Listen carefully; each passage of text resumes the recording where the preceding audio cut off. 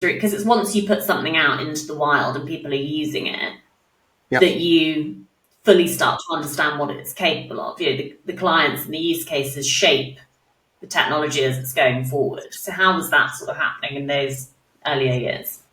Yeah, that's a really good question. I think the first couple of years were largely just what you described. So we were just, like whether it was the reactions and more interaction and other things. How we might use the platform. I think in many respects, when you listen to your users, your development plans become very easy because you're just getting feedback all the time. But there are some moments, and one in particular that I often talk about as a seminal moment that shapes what we are today almost more than anything else.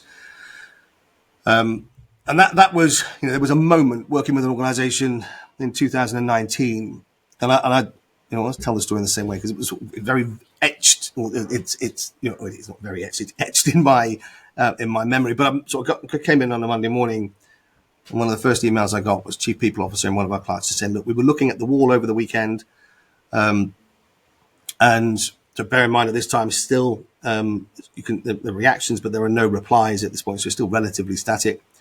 But there's a comment on the wall accompanied by a rating, so that's how they appear, right? So you've got a number and a narrative, no profile of any sort. But there's a rating of 5, right? So we use this 0 to 100 scale, as I said. It starts at 50. You have to choose to go to 5. And the comment that sat alongside it was, I'm really worried about the future. I don't know how I can afford to pay for the funeral, let alone get my family to it. I guess my mum could have picked a better month to die. And that's sort of quite a bleak thing to look at. And the CEO of this organization had seen this comment and reached out via the Chief People Officer and said, look, can we do something with this? Is there anything we can derive about this person? Now, we had built a platform that was doing sort of team-based mood evaluation. So what's the sentiment of the team? Hadn't really given any not given any thought. We hadn't done any work at that point around an individualized lens, what's happening for the individuals within the team, just taking things in aggregate. So we had no real mechanism in the system at that point to go back and say, okay, who is this person and what they're doing? So we had to reconstruct it out of the data.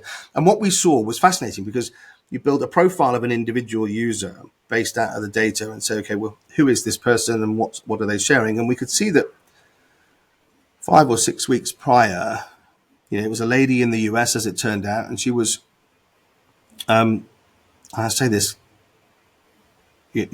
carefully, but sort of utterly unremarkable in data terms, in our terms, right? So she checked in most days. She typically rated between 60 and 70, so mostly positive, and she talked about stuff that people talk about. So sometimes it would be a reference to work, sometimes it would be about home, but just the things that people go through in their lives, right? What are they bringing to work? And then one day she makes this reference to declining health of mother. And she drops in, her rating drops into the 50s at that point. And she hovers around there for a week or so. And then the company introduces a change to the way it allocated shifts. So it's a new technology, a new accompanying sort of process.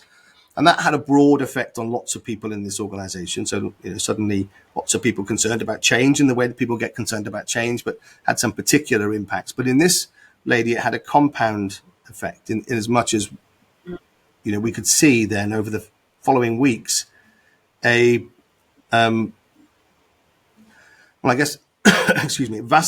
vacillating comments between declining mother's health and financial insecurity and uncertainty presented by this shift allocation system.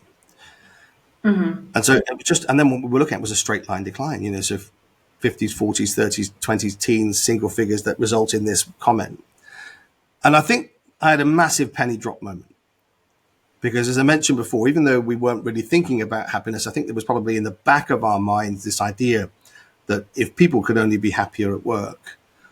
So you're then thinking about individual ratings as though it's a sort of sales figure that you can make it go up all the time. When is in reality, what I think really landed with me at this point was that we're all doing this, right? We're all on this continuum. We're up and down all the time.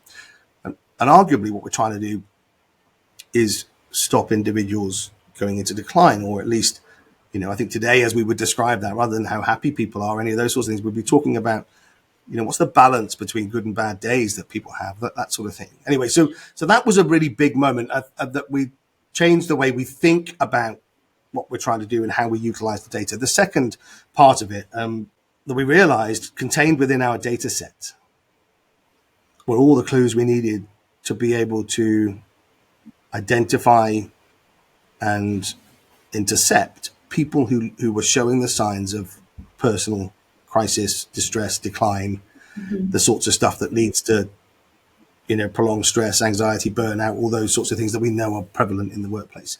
So that pattern of data started us on a path to build the algorithms that we now have in play that would have picked that up. So, I think back on that moment and say, well, had that happened in 2023,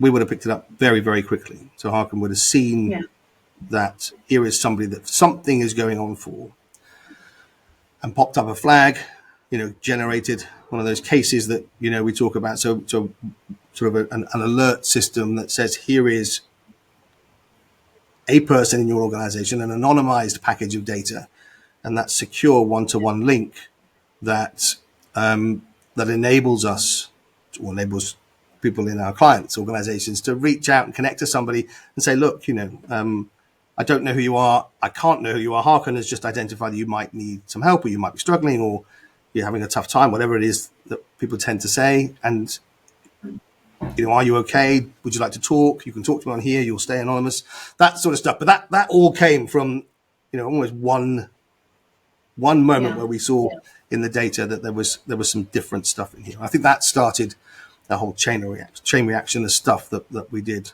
Now, those algorithms, we didn't launch until 2021, but that started, that work started in 2019.